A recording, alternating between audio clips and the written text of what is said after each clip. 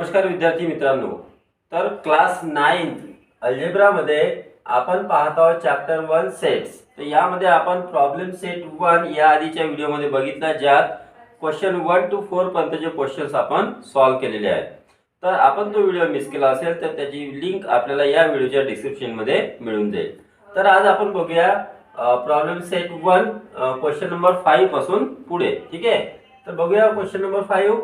If n of a equal to 20, n of b equal to 28 and n of a union b equal to 36, then n of a intersection b आपल्याला find करायचं आहे.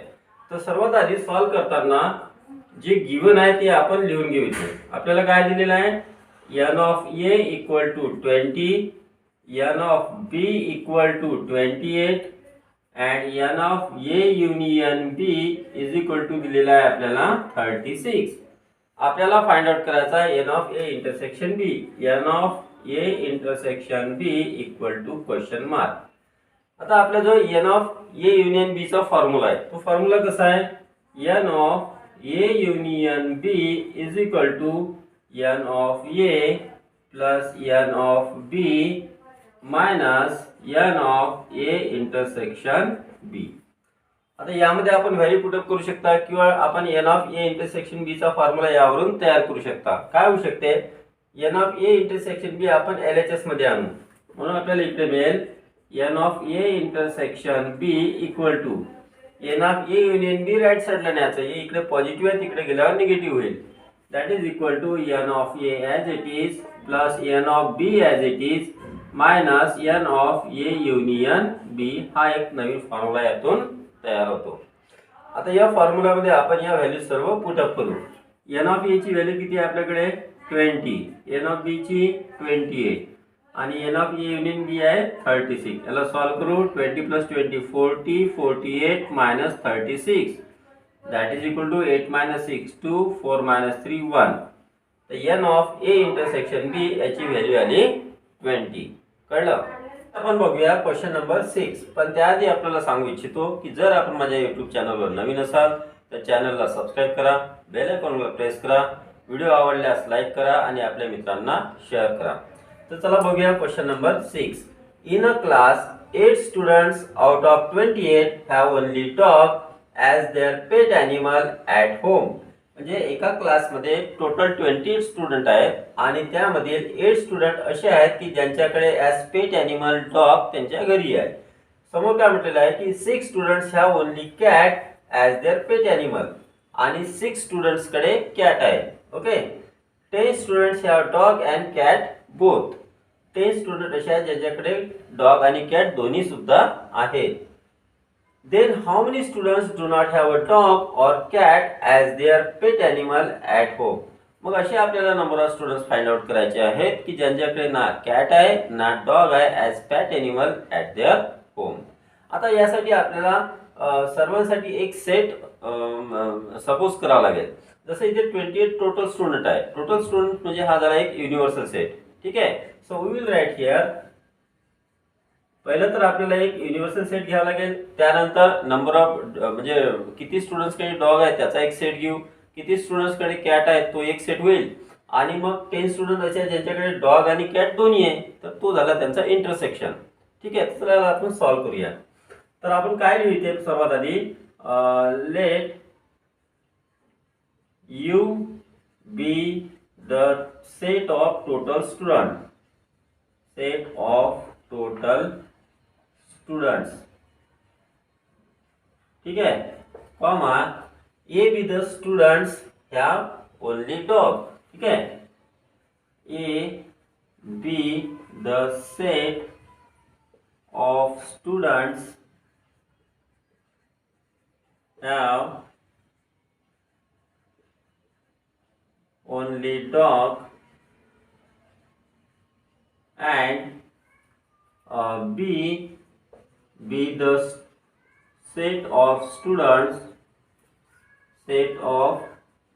students have only cat as their pet animal at home. आधी हे आपण इथे suppose करून घेतलं आहे.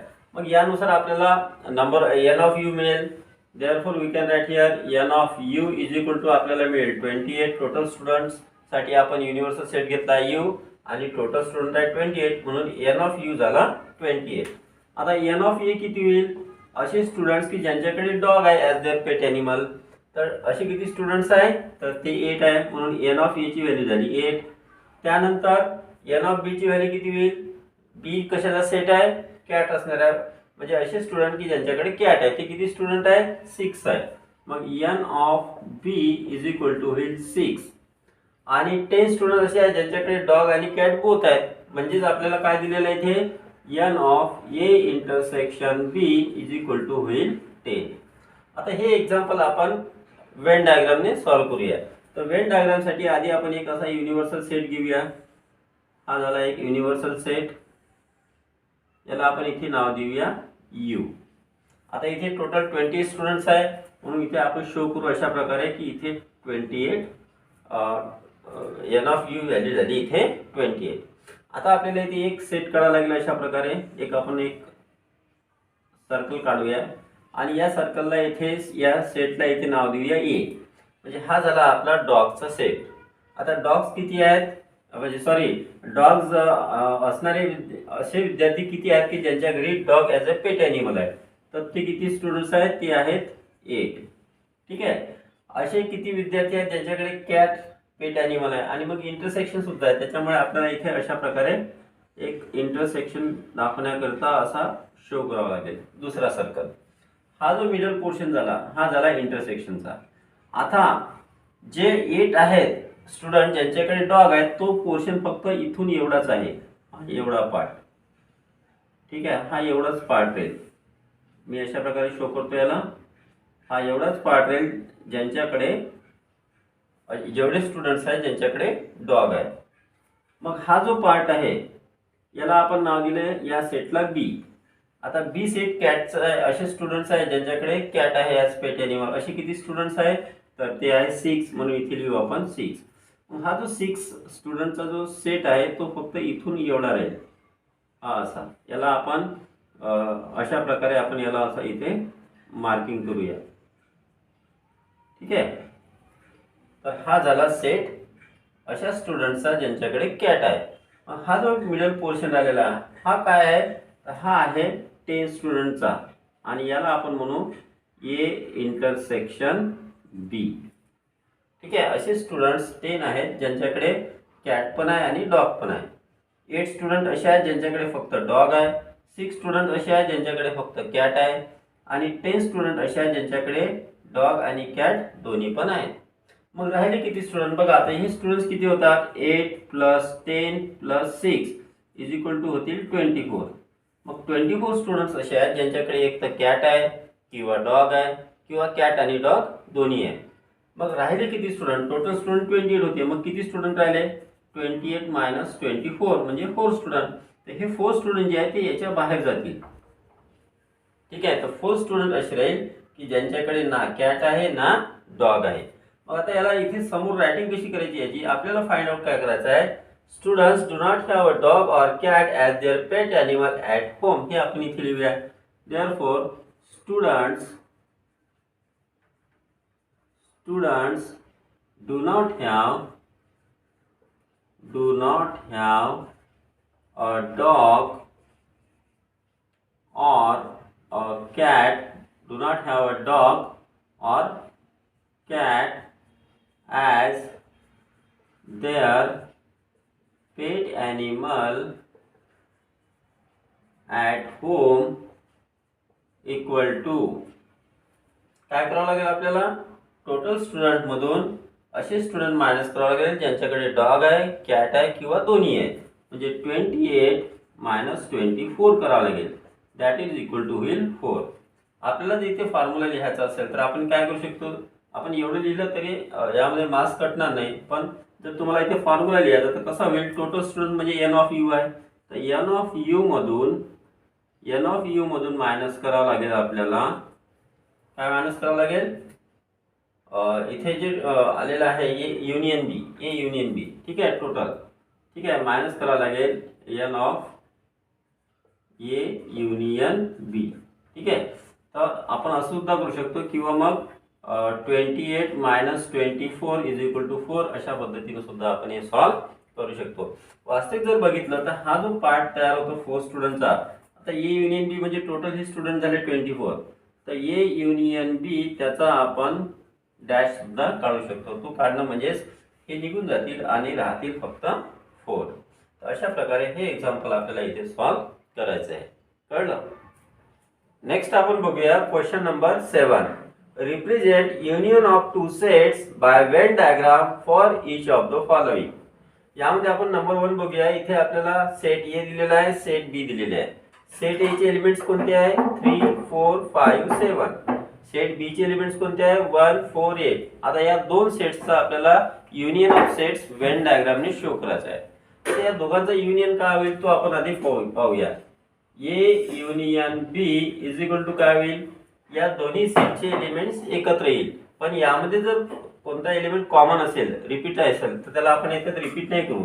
जसं इथे बघा हा 4 आणि हा 4 इथे कॉमन आलेला आहे, तर त्याला आपण युनियन मध्ये एकदाच लिहू. तर आपला सेट काय तयार होईल? मग आधी 3 4 5 7 इथला 1 आणि इथला 8.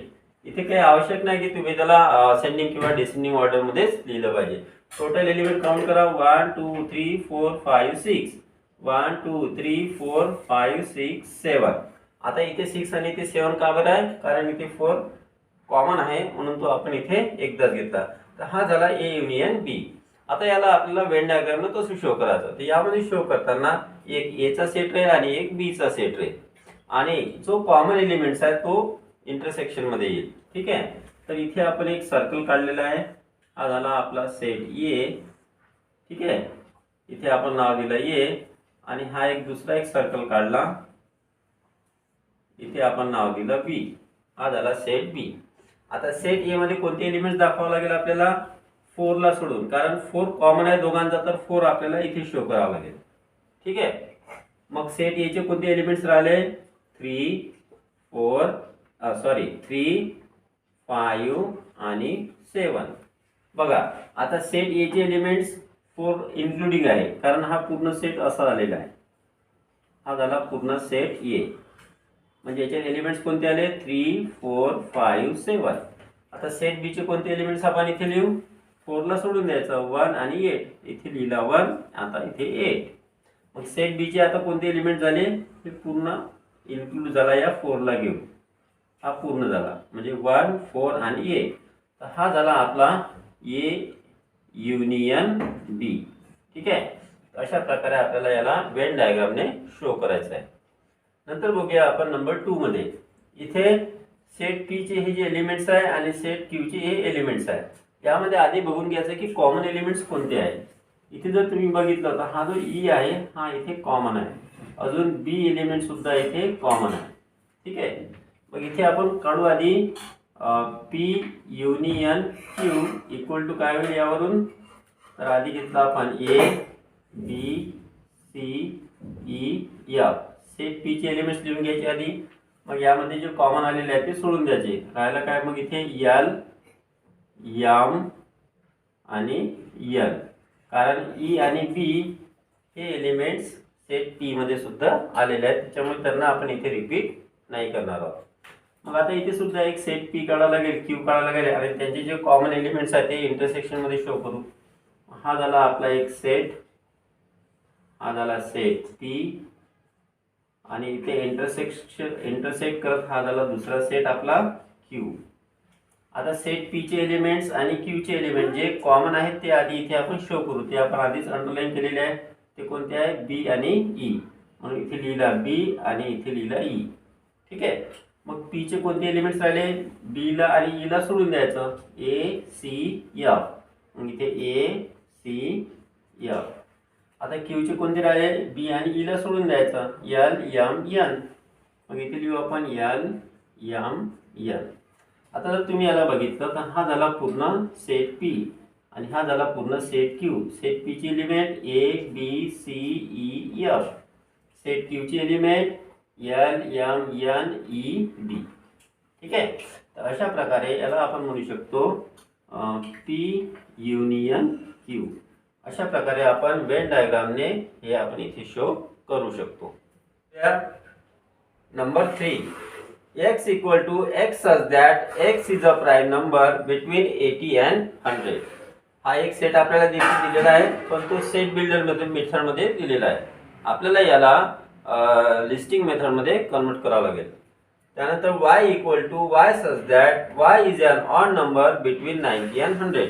आता हे जे दिलेले दोन सेट आहे ते आधी ॲज इट इज लिहून घ्यायचे आणि मग याला कन्वर्ट करायचं लिस्टिंग मेथडमध्ये. तर आपण याला कसं करू शकतो? therefore x equal to listing method कशी होईल? x कॅपिटल X हा अशा सर्व x चा सेट आहे ज्यामध्ये 82 पासून 100 पर्यंतच्या सर्व प्राईम नंबर्स आहेत. तर यासाठी आपल्याला प्राईम नंबरची माहिती असणं गरजेचं आहे, जे आपण आधीच 5th, 6th, 7th, 8th स्टँडर्डमध्ये शिकलेलो आहोत. तर 80च्या नंतरची कोणती पहिली प्राईम नंबर आहे? ती आहे 83. त्याच्यानंतर 85 नाही आहे, 87 नाही आहे, त्यानंतर आहे 89, त्याच्यानंतर 91 नाही आहे, 93 नाही आहे, 95 नाही आहे, 97 प्राईम नंबर आहे. ठीक आहे. प्राईम नंबर्स या नेहमी ऑड नंबरमध्ये शोधायच्या. फक्त एकच अशी प्राईम नंबर आहे जी इव्हन आहे, ते तीच 2. ओके. बस 97 पर्यंतच्या ज्या प्राईम नंबर आहे म्हणजे 80 पासून 100 पर्यंतच्या. त्यानंतर y सेट काढू. y इक्वल टू काय होईल? y is an odd number between 90 and 100. तर 90च्या पुढं आणि 100च्या आधी अशा सर्व ऑड नंबर्स y मध्ये येतील. तर त्या कोणत्या आहेत? त्या आहेत 91, 93, 95, 97 आणि 99. हे झाले सेट y चे एलिमेंट्स. आपल्याला आता शो करायचं आहे वेन डायग्रामने. मग यामध्ये बघा काही कॉमन आहे का? यामध्ये 97 हा एलिमेंट इथे कॉमन आहे. मग याला आपल्याला इंटरसेक्शन मध्ये शो करावं लागेल. तर वेन डायग्राम मध्ये आधी आपण हा काढला एक सेट, याला नाव देऊ x. हा झाला दुसरा. इंटरसेक्शन दाखवणं आवश्यक आहे कारण कॉमन एलिमेंट्स आहे. हा झाला सेट y. दोघांमध्ये कॉमन एलिमेंट्स आहे 97, त्याच्यामुळे इथे लिहू 97. आता 97 जर सोडलं तर सेट x चे कोणते एलिमेंट्स राहिले? 83 आणि 89. 97 सोडलं तर सेट y चे कोणते एलिमेंट्स राहिले इथे? आता 91, 93, 95 आणि 99. हा झाला पूर्ण सेट x, हा झाला पूर्ण सेट y. अशा प्रकारे आपण x युनियन y इथे शो करू शकतो. तुम्हाला पाहिजे असल्यास तुम्ही इथे सुद्धा लिहू शकता x union y equal to कोणते एलिमेंट्स होईल? आधी सेट x चे लिहून घेऊ 83, 89, 97. त्यानंतर सेट y चे लिहायचे 91, 93, 95. आता 97 ला पुन्हा रिपीट करायचं नाही, तो आधीच आलेला आहे, आणि 99. तर अशा प्रकारे आपण सेट x आणि y यांना वेन डायग्रामने यांचा युनियन इथे शो करू शकतो. कळलं? नेक्स्ट आपण बघूया question number 8. Write the subset relations between the following sets. इथे आपल्याला काही सेट्स दिलेले आहेत आणि यामध्ये पाहायचं आहे की कोण कोणाचे सबसेट्स आहेत. पहिला एक सेट आहे set x, set of all quadrilaterals. तर x हा सर्व प्रकारच्या क्वाड्रिलॅटरलचा सेट आहे. क्वाड्रिलॅटरल म्हणजे काय? अशी क्लोज फिगर जी 4 साइडेड असते. 4 sided close figure is a quadrilateral. जसं आपण इथे कोणत्याही शेपची आपण एक काढू शकतो. अशा प्रकारे जर मी एखादी क्वाड्रिलॅटरल इथे काढला, ठीक आहे, तर हा सुद्धा एक क्वाड्रिलॅटरल झाला कारण याला 4 साइड आहे आणि हा क्लोज फिगर आहे. याला नाव दिलं मी. आता इथे नाव द्यायची काही गरज नाही आहे. 4 साइडेड क्वाड्रिलॅटरल झाला. त्यानंतर y set of all rhombus. मग y असा सेट आहे की ज्यामध्ये जो रोम्बस आहे. मग इथे मी एक रोम्बस ड्रॉ करेल. अशा प्रकारे मी एक रोम्बस ड्रॉ करतो. रोम्बस म्हणजे काय होते? अशी 4 साइडेड क्लोज फिगर ज्याच्या सर्व साइड्स या सेम असतात. ठीक आहे. आणि त्याचे जे डायगोनल्स आहेत ते एकमेकांचे परपेंडिक्युलर बायसेक्टर असतात. हा झाला रोम्बस. आता याचा सेट नाव दिलेला आपण इथे x, जिथे जे नाव इथे यूज केलेलं आहे तेच आपण इथे यूज करू. याच्यासाठी यूज करू आपण इथे y. नेक्स्ट आहे S, set of all square. स्क्वेअरसाठी येस वापरलेला आहे. मग इथे आपण एक स्क्वेअरची डायग्राम काढूया. स्क्वेअर काय असतो आपल्याला माहित आहे. Square is a four sided close figure ज्यामध्ये all sides are equal and parallel पण असतात and all angles are right angles. ठीक आहे. त्यानंतर इथे आपण नाव देऊन देऊया यस. नेक्स्ट आहे आपलं टी, सेट ऑफ पॅरलोग्राम. तर इथे आपण एक पॅरलोग्राम ड्रॉ करूया. तर पॅरलोग्राम काय असतो. Parallelogram is a quadrilateral whose opposite sides are parallel and equal. अशा प्रकारे मी इथे सिम्बॉल दिलेला आहे. इथे दोन ॲरो दाखवतो म्हणजे याच्यावरून आपल्याला लक्षात येईल की या दोन साइड पॅरलल आहे, या दोन साइड सुद्धा पॅरलल आहे. ठीक आहे. तर याला आपण नाव देऊन देऊया इथे टी. आणि नेक्स्ट फिगर आहे आपली V, set of all rectangles. मग रेक्टँगलची फिगर इथे ड्रॉ करतो मी. हा झाला एक रेक्टँगल. रेक्टँगल काय असतो. असा क्वाड्रिलॅटरल की ज्याच्या ऑपोजिट साइड्स इक्वल आणि पॅरलल असतात. पण यामध्ये फरक काय असतो. पॅरलोग्राम आणि रेक्टँगलमध्ये एकच फरक असतो की रेक्टँगलचा प्रत्येक अँगल राईट अँगल असतो, पॅरलोग्रामचा राहत नाही. ठीक आहे. आणि इथे आपण इथे पॅरललचं सिम्बॉल दिले आहे. इथे प्रत्येक अँगल राईट अँगल आपण शो केला. हे समजण्यासाठी आपण इथे फिगर ड्रॉ केलेली आहे. आणि इथे आपण नाव देऊन द्या व्ही. आता एक बघा, इथे आपल्याला फाइंड आउट करायचं आहे की सबसेट्स कोण कोणाचे आहेत. सर्वात आधी बघा की हा जो एक सेट आहे हा क्वाड्रिलॅटरलचा आहे. हे सर्व क्वाड्रिलॅटरल्स आहे. क्वाड्रिलॅटरसाठी एकच आवश्यक बाब आहे ती म्हणजे a close four sided figure. He close four sided figure आहे, ही क्लोज फोर साइडेड फिगर आहे, ही क्लोज फोर साइडेड फिगर आहे, ही सुद्धा क्लोज फोर साइडेड फिगर आहे. क्लोज शब्द महत्वाचा आहे. जर आपण अशी एक फिगर ड्रॉ केली, याला सुद्धा फोर फिगर आहे 1 2 3 4, पण ही क्लोज फिगर नाही, ही इथे ओपन आहे म्हणून याला आपण क्वाड्रिलॅटरल म्हणणार नाही. याचा अर्थ काय झाला की हे वाय एस टी आणि व्ही हे सर्व क्वाड्रिलॅटरल्स आहेत म्हणजे हे सर्व एक्स चे सबसेट आहेत. मग याला कसं लिहू आपण. इथून सुरुवात जर केली तर वाय सबसेट ऑफ एक्स, त्यानंतर एस सबसेट ऑफ एक्स, त्यानंतर टी सबसेट ऑफ एक्स, त्याच्यानंतर व्ही सबसेट ऑफ एक्स. तर ही पहिली गोष्ट आपण फाइंड आउट केली. दुसरी गोष्ट आपण बघूया यामध्ये रिलेशन्स. आता जो स्क्वेअर आहे, स्क्वेअरला आपण रोम्बस म्हणू शकतो पण रोम्बसला स्क्वेअर नाही म्हणू शकत. स्क्वेअरमध्ये फोर साइडेड इक्वल आहे, याच्यामध्ये सुद्धा फोर साइड इक्वल आहे रोम्बसमध्ये.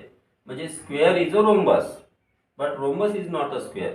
ठीक आहे. म्हणजे स्क्वेअर जर रोम्बस आहे तर स्क्वेअर हा रोम्बसचा सबसेट झाला. म्हणून आपण काय लिहू शकतो एस सबसेट ऑफ वाय. त्यानंतर बघूया की हा जो स्क्वेअर आहे हा अजून कोणाकोणाचा सबसेट असू शकतो. तर हा व्हीचा सुद्धा सबसेट आहे. म्हणजे square is a subset of rectangle. Rectangle हा एक प्रकारचा स्क्वेअर असतो कारण यामध्ये ज्या अपोजिट साइड्स आहेत त्या पॅरलल आणि इक्वल असतात. यामध्ये सुद्धा अपोजिट साइड्स या पॅरलल आहेत आणि इक्वल आहेत. म्हणजे काय होईल, स्क्वेअर हा एक प्रकारचा रेक्टँगल असतो. पण रेक्टँगलला आपण स्क्वेअर नाही म्हणू शकत कारण रेक्टँगलच्या सर्व साइड इक्वल राहत नाही. पण स्क्वेअरला आपण रेक्टँगल म्हणू शकतो. म्हणून आपण लिहू की yes is subset of V. त्यानंतर आपण बघूया स्क्वेअर. आणि जर तुम्ही इथे याला पॅरलोग्रामला बघितलं, पॅरलोग्राममध्ये अपोजिट साइड्स इक्वल आणि पॅरलल असतात. स्क्वेअरमध्ये सुद्धा अपोजिट साइड्स इक्वल आणि पॅरलल असतात. त्याच्यामुळे स्क्वेअरला आपण पॅरलोग्राम म्हणू शकतो पण पॅरलोग्रामला आपण स्क्वेअर नाही म्हणू शकत कारण पॅरलोग्रामचा प्रत्येक अँगल राईट अँगल नाही आहे. त्याच्यामुळे आपण काय म्हणू शकतो की yes is subset of T. ठीक आहे. Yes is subset of T हे एक रिलेशन झालं स्क्वेअर सोबत. त्याच्यानंतर रेक्टँगलला बघूया. रेक्टँगल आणि पॅरलोग्राम जर बघितलं तर रेक्टँगलच्या ज्या दोन प्रॉपर्टीज आहेत त्या पॅरलोग्राममध्ये आहे. कोणत्या, opposite sides are equal and parallel. म्हणजे रेक्टँगलला आपण पॅरलोग्राम म्हणू शकतो पण पॅरलोग्रामला आपण रेक्टँगल नाही म्हणू शकत. म्हणजे V is subset of T होईल. ठीक आहे. मग आपण इथे लिहूया V is subset of T. त्याच्यानंतर अजून काय करता येईल, रोम्बस आणि पॅरलोग्राम मध्ये बघा रिलेशन काय होते. रोम्बस मध्ये बघा अपोजिट साइड्स इक्वल आहेत आणि पॅरलल सुद्धा असतात रोम्बसच्या. आणि पॅरलोग्राम मध्ये अपोजिट साइड्स इक्वल आणि पॅरलल असतात. तर आपण रोम्बसला पॅरलोग्राम म्हणू शकतो पण पॅरलोग्रामला रोम्बस नाही म्हणता येणार, कारण पॅरलोग्रामच्या सर्व साईड इक्वल नाही, रोम्बसमध्ये सर्व साईड इक्वल असतात. ठीक आहे, त्याच्यामुळे आपण म्हणू शकतो की Y is subset of T. तर एवढ्या प्रकारे इथे यांचे रिलेशन्स आपल्याला सबसेटचे तयार करता येऊ शकतात. कळलं? नेक्स्ट बघूया question number 9. If m is any set then write m union phi and m intersection phi. Phi म्हणजे हा नल सेट आहे. आपण एक एक्झाम्पल घेऊया. समजा मी m इज इक्वल टू घेतला, एखादी सेट आपण घेऊ 1 2 3 आणि 4. एक इझी एक्झाम्पल घेऊया. m हा या एलिमेंटचा सेट आहे. आता आपल्याला काय विचारलेलं आहे, ठीक आहे, की m युनियन फाय काढा. तर m union phi is equal to काय होईल? तर फाय म्हणजे नल सेट. ठीक आहे, अशा प्रकारे नल सेट, ज्याला आपण अशा प्रकारे फाय सुद्धा लिहितो, एम्प्टी सेट.